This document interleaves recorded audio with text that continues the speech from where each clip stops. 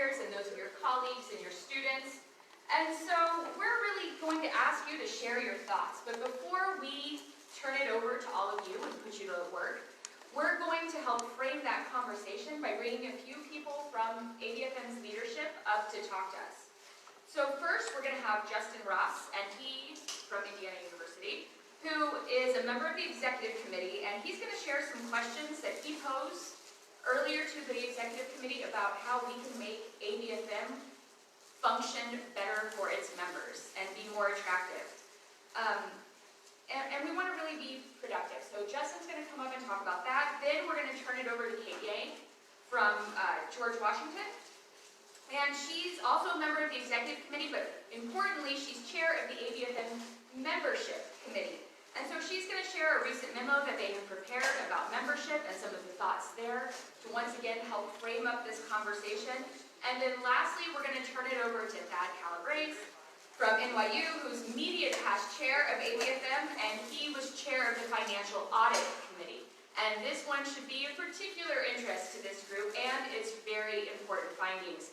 And so I'm going to ask them to keep their comments to about 10 minutes so that we have plenty of time for a robust conversation, and turn that floor over to you. So please do keep track of any comments, suggestions, and feedback. And without further ado, I will pass it to Justin.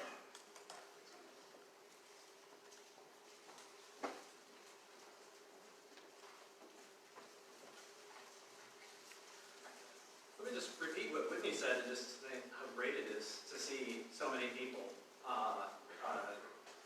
I was looking forward to this anyway, you know, and then the reality of it has exceeded expectations. It's just been really great to get to see so many masks, you know.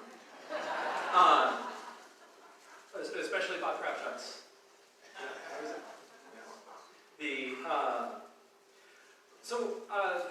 As Whitney alluded to, I've put a little bit of thought and raised some questions with the committee about how we might think about maybe our short to medium-ish range strategies going forward.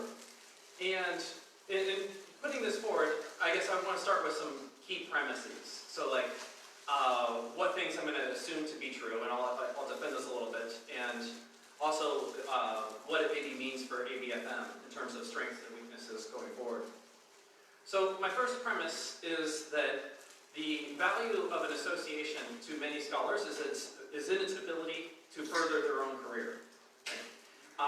Now, in ABFM's case, I think it has several strong advantages for that.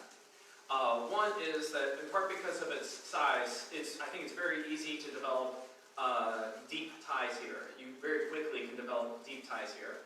And what you can do is you can get really great help and assistance with research development. You know, we come here and we're able to see people who are extremely knowledgeable in our fields, and just instrumentally as a career objective, we're likely to meet lots of our referees here. So being able to better anticipate what we're going to encounter as we try and get our work published. Right? Also get to meet journal editors. Right? Another good advantage of going to a conference is getting to know these people if you want to get future editorial board positions and things of that sort. You're able to get them in fields of interest by coming here. Now, the drawbacks of being a conference like that type is it comes with some weaknesses. One is that the network effects diminish relatively quickly over time.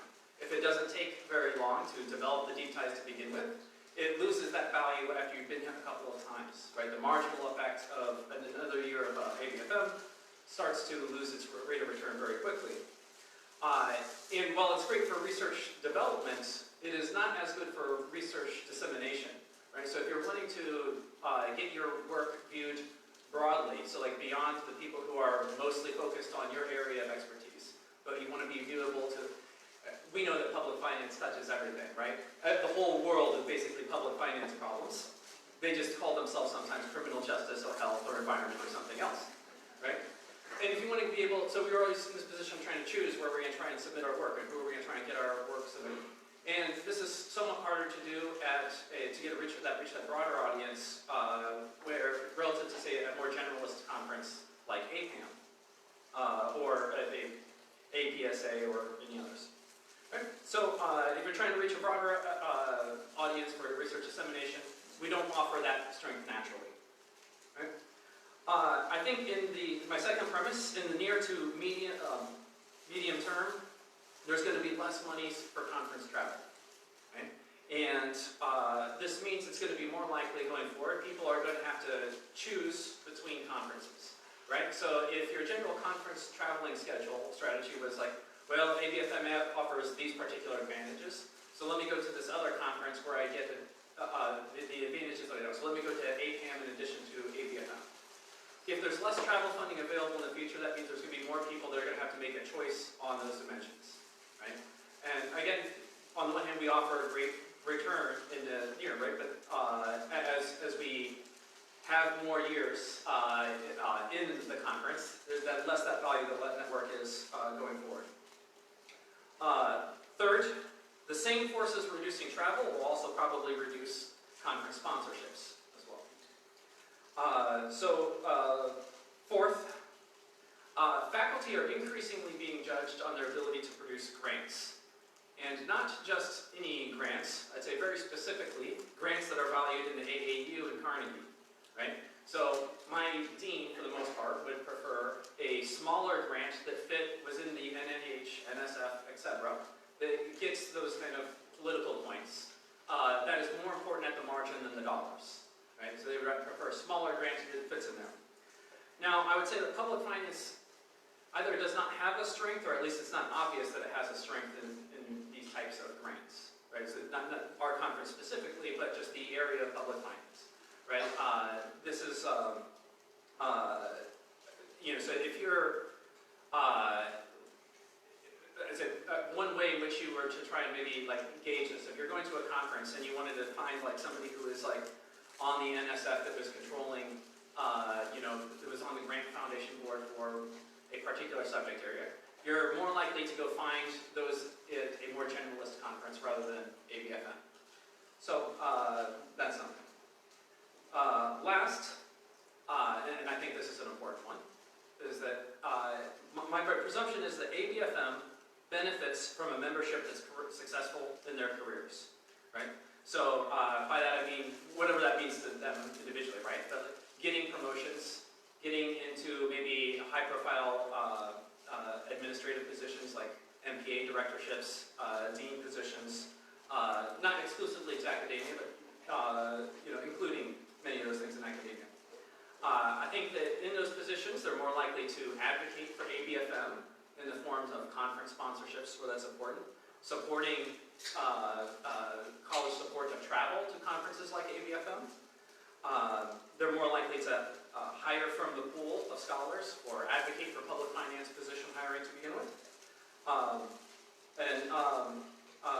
think one way you can think of it is just even ABFM students who become tenure-track faculty are more likely to come back to ABFM next year than if they get lost in an adjunct series of positions. Right? So in this way, I think we have a reason to think ABFM benefits directly from the success of its membership. Right? So this, I think, sets up at least a few questions then for what should ABFM be doing in the near to midterm future. Right? One is, what could ABFM do that would increase the demand for hiring at any level for positions in public finance? That's a hard question to answer, but I think it's an important one. Second, how can ABFM help its membership get promoted at their respective institutions? What are there things that we can actively do on that? Third, how can ABFM help its membership promote ABFM to their deans, to strategic planning committees, program directors, etc.? Are there things that we can do? And so I'll be mostly interested in hearing what you guys do, because I've already shared some of my suggestions, but here are some suggestions that I've suggested. One idea could be that ABFM has more awards, right? Awards are nice items on the CV, of course. Universities like to promote their faculty that receive awards. You guys might have seen the book where we promoted John's face. Universities enjoy doing this, right? It was easier to sell the idea of an ad in a program and a sponsorship when we have a nice fancy award to tie to it. Okay? If you look at ABFM, we've got 6 awards essentially, unless I miscount. 3 of them are essentially lifetime achievement awards, right? place usually to help in someone's career in terms of getting promotions or getting hired or things like that. Two of them are graduate student awards, which is too early for that middle market, right? And perhaps even the poster one is not even helpful for that. The best public budgeting and finance paper is a good award, but it doesn't even necessarily go to an ABFM member, right? So if we start thinking about what other awards might be relevant, and it's probably, maybe we shouldn't go the full APSA route where everybody goes home with a participation trophy, but like, there are maybe some more awards that we can have, right? So maybe a award for the best book or edited volume published in the last 3 years. Best public budgeting and finance referee. I'm sure you guys can come up with more and better ideas than those that I can come up with. But more awards might be one of those things. Maybe there's some low-hanging fruit in terms of recognition. So I remember the National Tax Association used to, anybody who got a conference proposal accepted into the conference, then got listed as being a part of the program committee, and that actually was helpful in getting people to submit proposals and stuff. That cost them essentially nothing, and I think they only stopped out of accident path dependence. But that, was helpful for encouraging junior faculty that wanted to show that they had, some presence in the field, that they could appear as they're helping influence the type of research being disseminated at their major conferences. Possibly additional journals. Presumably not ones that are in the same space as public budgeting and finance specifically, but you can imagine journals that are maybe like peer-reviewed conversations or dialogues journals that might be for discussing and debating public policy ideas. Lastly, maybe some effort in terms of data collection, particularly for stuff that helps the ABFM membership advocate for ABFM. So when I go to my dean and I'm going to advocate for ABFM to sponsor or whatever in this area, I make the following claims without the data to substantiate it. One, I tell them that ABFM is overrepresented among public affairs deans and program directors who will vote in U.S. News and World Report.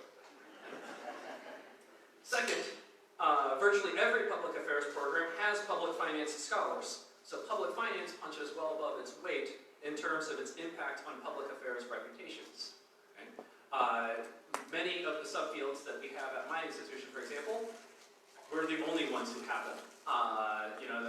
Or maybe there's only 2 or 3 places.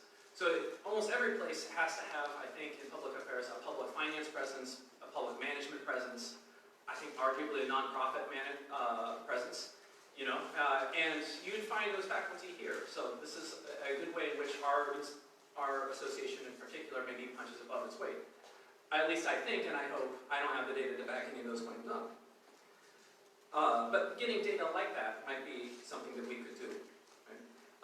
Just what other, just going forward, like what are the other types of information that would help people go and make the case in a very productive way at their own institutions?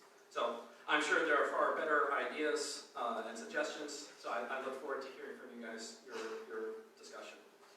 Thank you.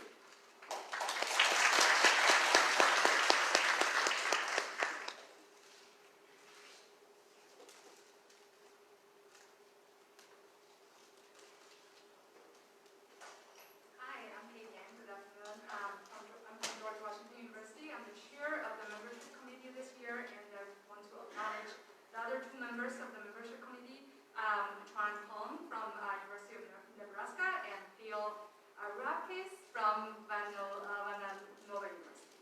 Okay, so my discussions will be much more practical, I think, less higher level discussions than Justin's. The membership committee is charged with 3 responsibilities by the bylaw of the organization. I'll talk about each of them, and then we can discuss more of the longer-term plans. So the first responsibility of the membership committee is to coordinate a membership recruitment effort.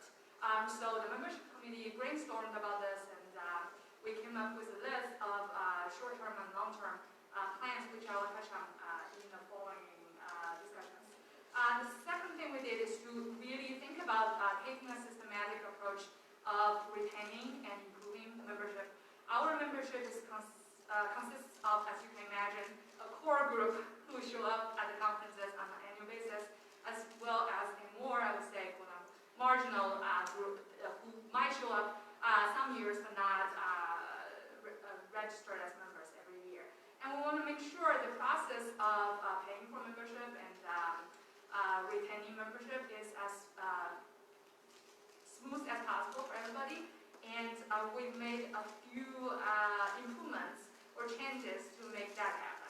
The first thing we did is to kind of start sending people reminders when their membership has lapsed or is about to expire. And some of you might have received that reminder, and don't be alerted. It's not your fault. It's our fault for not reminding you earlier enough. And we just started doing that. And so we started doing that, and we wanted to also automate it so that it's less of a manual job in the future for future membership committees. So what we did is, with the help of it's largely done by the Secretariat, and we have a website where there is a login process, so all of you would have received, if you haven't, please let us know the login information to check your membership and related information on the abfm.org website. And the difficulty there is that we have two types of membership. One is ABFM only, and everything really goes through us, and we have full control over, the receiving, processing receipts and all that. But you could also choose to have the ASPA membership and add ABFM chapter as a chapter under ASPA membership. And there, it's harder to integrate the ASPA system with our website. So if you have the ASPA membership, and if your membership expires, you might expect to receive notifications from both ASPA and us. That's just because we haven't found a way to integrate the two systems. And we're still trying. So in the future, we hope we at least can send automated reminders to the ABFM only membership to remind you that your membership is about to expire, and we will manually work on the ASPA portion of the membership. And so that's the second really responsibility of the membership committee, is to contact former members so that they can renew their membership. The last responsibility is to evaluate conference participation. So with regard to conference participation, the first thing that we did is to verify membership. And again, I apologize if you received the email from the ABFM membership committee telling you that you have to renew your membership to be able to register for the conference at the membership rate. And by doing that, we really hope that we can encourage people to keep their membership effective, and we also want to automate that process. So by having the login site, it's going to be automated in the future, as some of you may have already experienced this year.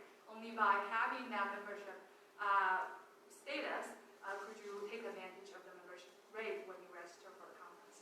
So I think that's going to be much easier and much more smooth process in the future. And I welcome any comments or suggestions you have, because this is the first year we're trying it out. You might find it to be technically difficult, or maybe you have experienced hiccups. Just let us know, and I think we will work with the Secretariat to figure out if there is any improvements we can do.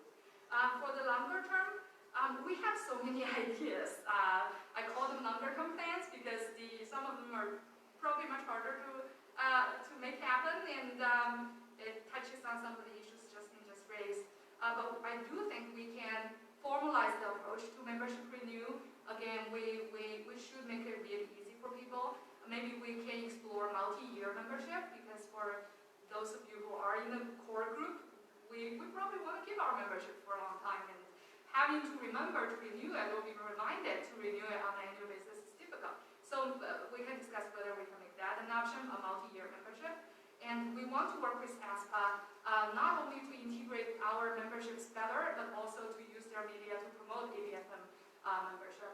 Another thing we also talked about is to expand membership-only benefits. So right now, the membership comes with many benefits, such as the membership rate for attending conference, the copy of the journal, but also want to expand on some of the activity events that we've already been doing and make them kind of membership exclusive.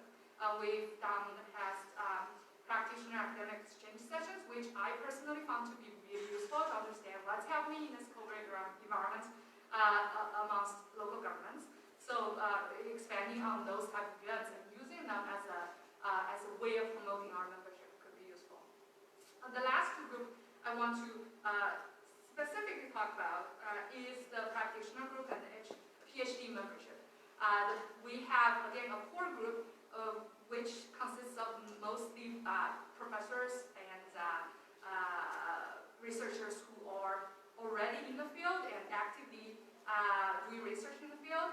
The more marginal group, or the groups that don't show up every year, are practitioners. And our PhD students could be more transient because as they move on to different professional pursuits.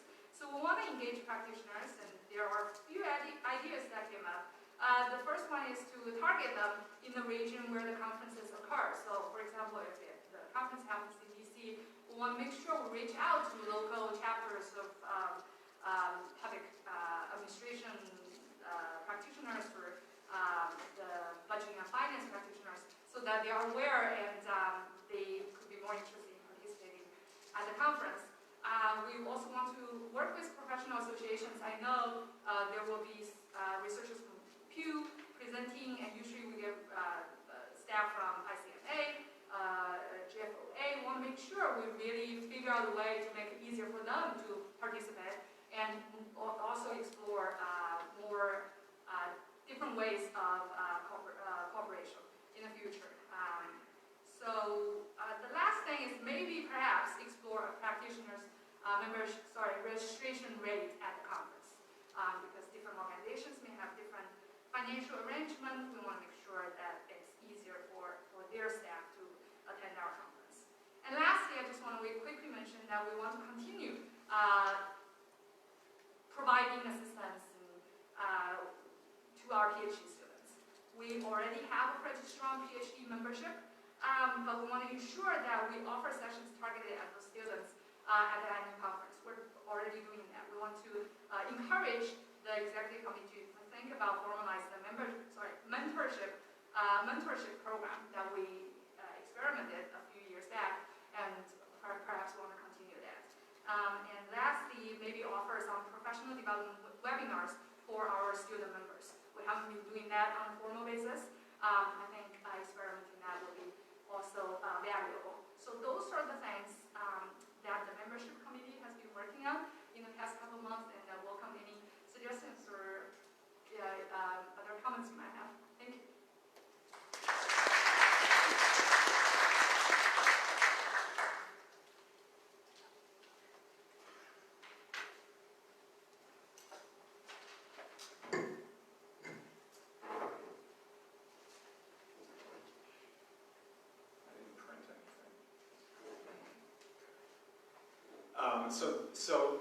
As part of the past year, Jonathan Justice over there, as the new chair, has been shameless in appointing me to committees.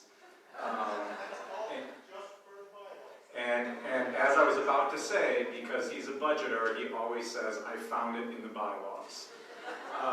So there is this committee that has not been very active, the Finance and Audit Committee, which he then appointed me to, and said the past chair is the person who's supposed to run it. So we did what we were supposed to do, and we made some recommendations to the full executive committee.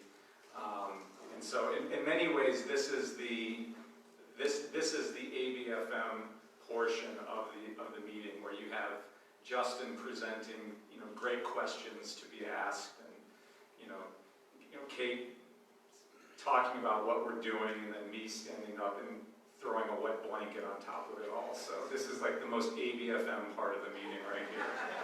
So for the first, I don't want to sort of step on the business meeting, which will happen tomorrow, and David will talk about the actual finances of the organization, which are fine. Last year, we did an initial fundraising appeal. I got probably 36 emails from ABFM members asking if we were in financial trouble. I never even considered that to be, but I guess the optics were such that we had never asked for money in the past, and in the pandemic we decided, because I was the chair and my background in nonprofit things, I said, why don't we ask for money? People give if you ask for money, and so we sent, and so all this is to say is we're in a position, as Carolyn said, we have, the finances are fairly stable. The issue is that we don't want to get to a point where that's not true. So I just wanted to first lay that out, and we'll talk more about that at the business meeting tomorrow, and you can ask David about it. But we do have a structural budget deficit. So ABFM is in this point in time where we're not the small little organization we were, 20 or 25 years ago, where the only costs that we had were related to this conference. In the past, even when I ran here, the mindset was very much as long as we sort of break even on the conference between registrations and sponsorships and all the the food and everything, that's fine, because there's just not a lot else that ABFM does on the spending side. But the reality is that we do have approximately $33,000 a year of recurring spending. There was a budget process in the bylaws. We sort of updated it and made it more in line with what we thought was happening and what we needed to do. So that certainly helped. But we did lay out some strategies for revenue enhancements and cost reductions for the organization. And so I'll just tell you what we told the executive committee, and then we can discuss some of the recommendations. The first one was, as Kay was noting, many of our members have membership through ASPA as well as with ABFM. I've had that membership since I think 2007, and I don't think it's changed since 2007. So if we have no control over that price, we should at least have a conversation with ASPA about what it might take to increase that. We've discussed for a couple years but never really implemented it, but we're recommending it again, that we steadily increase conference fee registration costs. So, I think David and I in 2019 accidentally raised the price because we never changed it. We never did the early registration, and we just did the $230, and so we just did that, but that was because we were ignorant of what we were doing. But we need to actually, relative to my other conferences, this is by far, by hundreds of dollars, the cheapest conference I attend during the academic year. Increasing, again, on a small, steady basis, not doing these big step increases on sponsorships. Again, our sponsorships are pretty reasonable compared to other conferences, and they haven't really changed much over the past few years. Continue the annual appeal for voluntary donations from members. And in case you were wondering, we did raise $600 last year through sending one email. So I will stand by that return on investment any day of the week. Even if I had to respond to dozens of emails, it's fine. Jonathan will have to do it this year, so that's fine. But on the cost side, and I think these are some that have already been implemented to some extent. Bob has done a great job with this conference, giving him everything going on in the world right now. But one of the largest costs of this conference is the food and beverage expense, and the AV expense. He's done a really good job, and maybe this year we had more ability to negotiate with the hotel because they were just happy to have human beings in the building. But Bob's ability to keep that cost under control, which can anyone who's done this conference knows that can quickly spiral out of control. And so we have to be cognizant that our receptions are intended to be receptions and not sit-down meals, for example. So, members who come just need to be aware that we're not trying to starve you, that we're just trying to control costs. And being Italian, it pains me to see people go hungry, but you may have to go eat dinner after the conference receptions. That's not the intent. Trying to come up with policies and rationalizations for award winners. I think in the past, there are cash awards. There's no reason. I don't think anyone is excited about winning awards to get a check. I think it's more, as Justin said, for the CV, for the recognition for your work. I'm not saying, again, we didn't recommend removing checks that are paid to award winners, but if there are award winners who would be here anyway, and we are paying for their travel or their hotel or whatever, that sort of seems to be just giving away money that we could probably avoid. And formalizing the policies around any hotel rooms that we get for no cost for holding the conference here or any hotel. In the past, it's been hard to sort of nail down until the last minute what those are, but maybe trying to get those earlier and using those for award winners, or especially for student award winners. So as for the membership committee's notion that we should be supporting doctoral students especially, that would be a good policy. Those are the ones that we recommended as a committee, and I just throw that out there to you, because part of the process will be not just dealing with the fact that we have this structural deficit that we need to address through a combination of revenue and cost actions, but that you all know what's going on, and so that when you see decisions being made, that you understand it's not because we're trying to squeeze every last penny out of you, but that we're trying to make sure that down the road we haven't used up every dollar in the bank, and that we can keep doing what we're doing here. So that's what we did, and then Whitney, did you want to turn this, since you're the convener, did you want to turn this back over for the questions?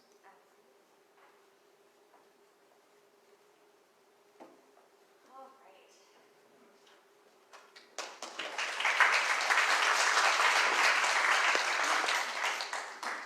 So thank you.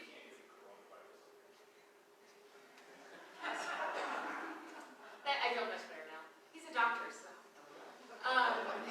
So thank you, Justin, Kate. This is where we turn it over to you for your ideas. We, as an executive committee, have thought about this, but we know that you all are very invested in ABFM and your own careers, and so those incentives align really well with ours. So there are 2 microphones. Please come up and share your thoughts, concerns, ideas. Jim. For us, the trends in ABFM membership. Actually, would the 3 of you come back up? That might be helpful, because I think there are going to be questions, and I may not be the best person to answer all of them. So, Kate, the question was trends in membership. I have microphones here.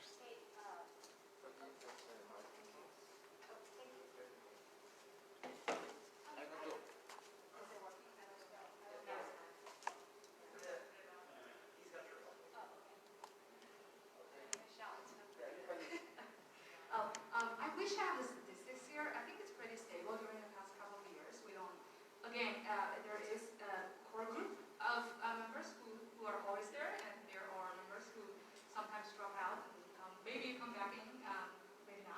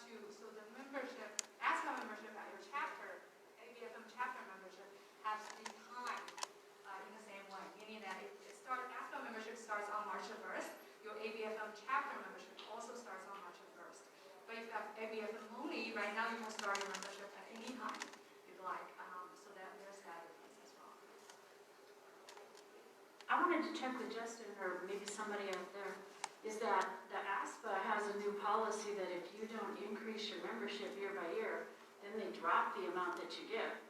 And so we didn't have an increase in our section dues, and so instead of getting $30 per member, we got $15 per member. So I was wondering if they were thinking about that or doing that for ABFM.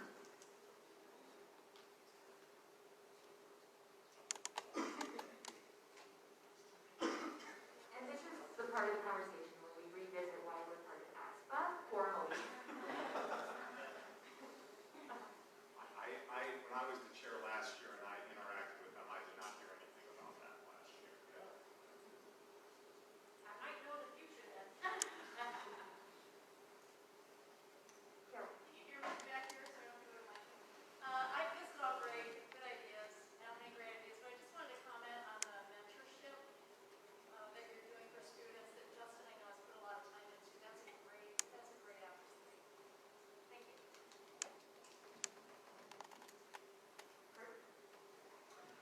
Yeah, a couple things. So, as a lifetime ASPA member, there's other benefits to being ASPA, but I think it'd be quite reasonable for the ABFM to send an email to people like me, because I'm a lifetime member, so I only have to renew my section dues.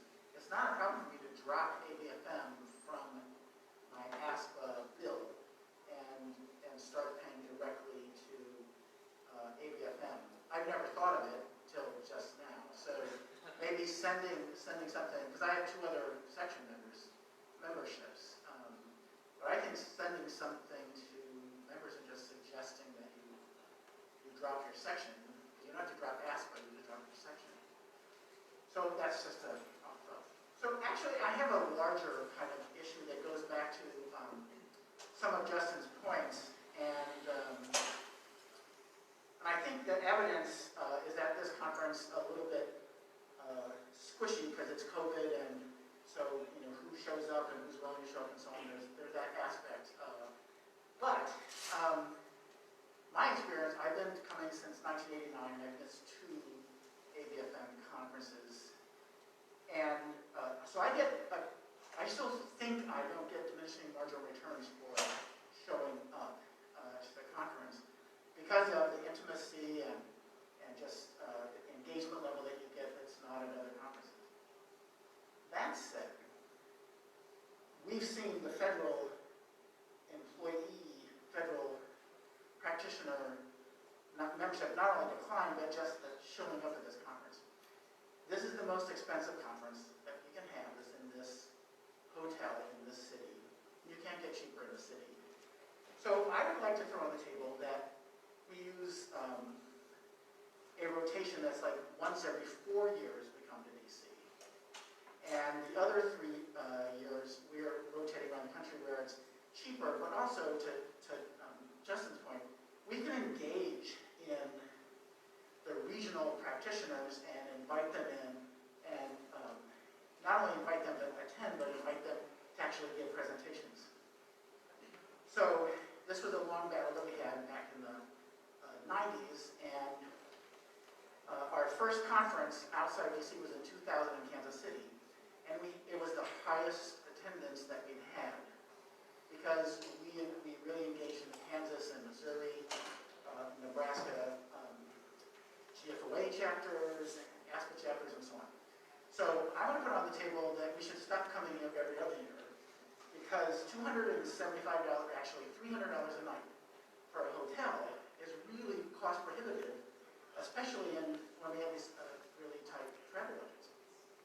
So I want to put on the table that we could be more engaged with more people at a practitioner level as well as state, local, and regional, federal agencies, Kansas City, Chicago, and so on. Thanks, Greg. And I'll say, one of the other things we talked about is we did the more PMRC-style conference in Seattle a few years ago, and that had a large return for us as well. And so I know that we would appreciate any thoughts as we're thinking about maybe coming to DC less frequently, but also maybe changing the structure of that conference to put it on a campus, and that could be another way to showcase programs and get some of these other I'm on the other side from a long-term lifetime member. I've come once or twice before. I'm looking at what I get when I Google ABFM Annual Conference 2021, and this year's conference features a full schedule of panels, plenary sessions, receptions, luncheon, and a poster session for PhD students in the first 2 years of their program, which is all true and all fine, but it misses almost every marketing point that everybody up there has made. What would be the benefit to a practitioner of coming? What's the benefit to a doctoral student? What's the benefit of faculty? And I would suggest adding, which you can do at almost no cost, testimonials, benefits, what are the research tracks that you're intending to have so that people know what's in it for them. And I think that could help with your attendance, our attendance. Great, thank you.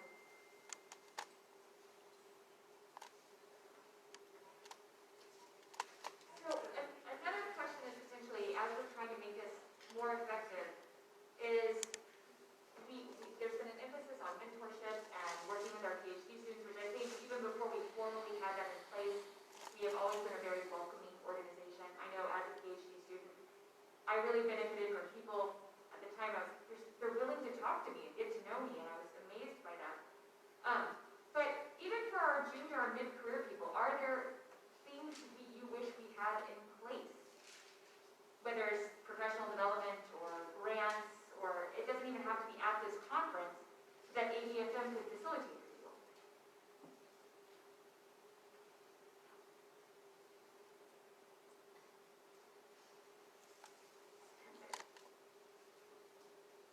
Hi, I've been ruminating on this since Justin's comments, and one of the things junior faculty often have to deal with is discussing impact factor and citation counts and justifying kind of public budgeting and finance research and those tough comparisons that are made at the college level with other disciplines. And in particular, I'm thinking about my own case and about many of my colleagues.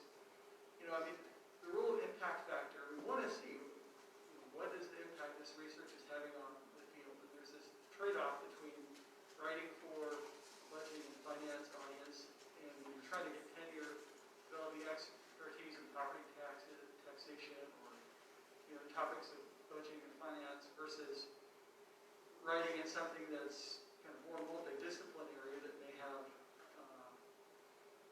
higher citation counts. And or at the same time, with citation counts, there's this issue of the size of our field relative to, say, labor economics. And if you're in a place where they're saying, why are your citation counts as high as a labor economist?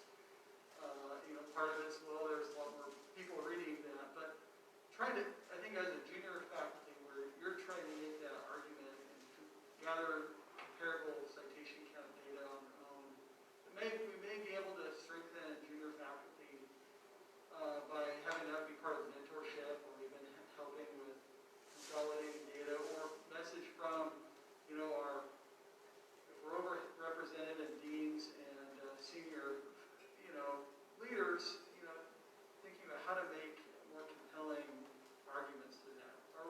I've thought about, are we comparing a raw number without any consideration of the denominator? And quantitative analysis is the citation count. Are we doing? We're looking at that number in a compelling way. So I think some help and support in that space, for junior faculty, and some signaling from helping the organization. I'm not sure what that would look like, but I think that would be something to consider. Thank you. So one thing that I would say is that as someone that just kind of moved the assistant professor's track, so I've seen it a little bit for a little while, that I've really appreciated some of our recent past chairs, Jim,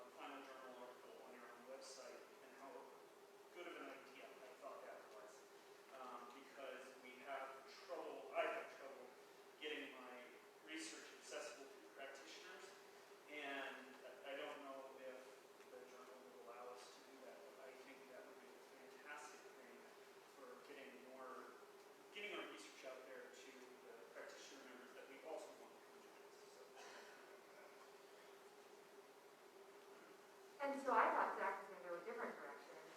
And I'll say, one of the things that I think we could also take more opportunities, and maybe it doesn't help us when we're comparing against labor economists, but as Justin said, it's all about the money. All parts of our field come back to us. And I don't think we've done a good job of branching out into public management as effectively as we could.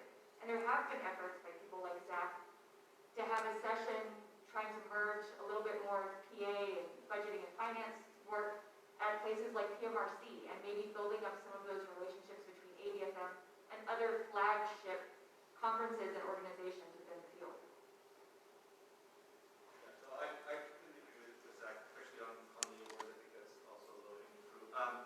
So to your previous question though about grants, I think I'm not quite sure what form this would take, but grants for the typical ABFM paper are hard to get.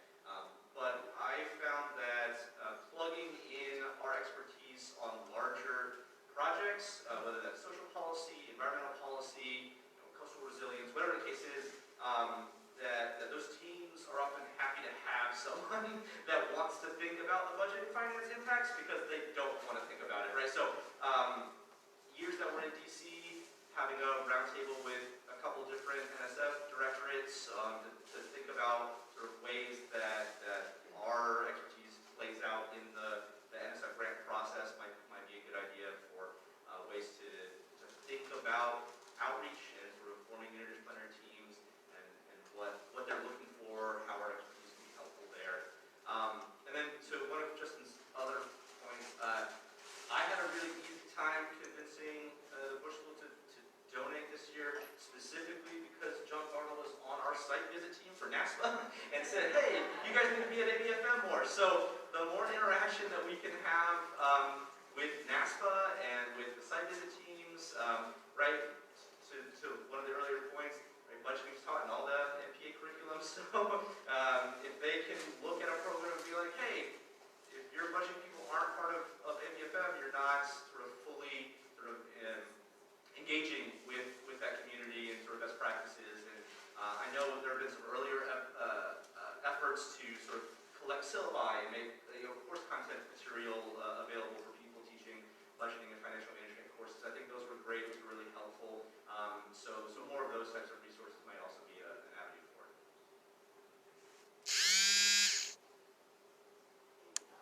And maybe the idea of the seminar with NSF and whatever could be one of those member-only webinar kinds of meetings, Q&A, that we could run through the website, through the members-only benefit. But I think it's a great idea to do that, at least twice a year to get people on the meeting through different areas and stuff. I think that's just great. Do you all want more engagement with ABFM throughout the year? Yes. I mean, I think that's an important question, really. If these opportunities are created, do people take advantage of them? So that'd be something nice to reflect on. Any ideas for awards? So I think one, especially if we're trying to reach out to early career people, is maybe best conference paper, because typically they are more likely to have a paper. Best book award, absolutely. Article, maybe outside of, I mean, it would be hard to do as much as emerging scholar, absolutely.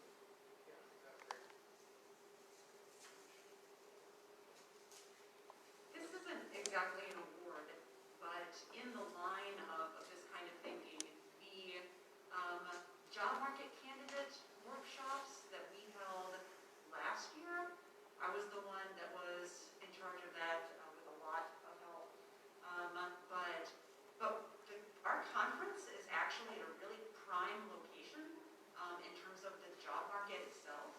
And so engaging job market candidates or other PhDs earlier on in the process before just offering a poster session, which, it's maybe not the most attractive, that the poster session won't get PhD students here. Engaging them ahead of time in some kind of workshop might. Additionally, if we formalize it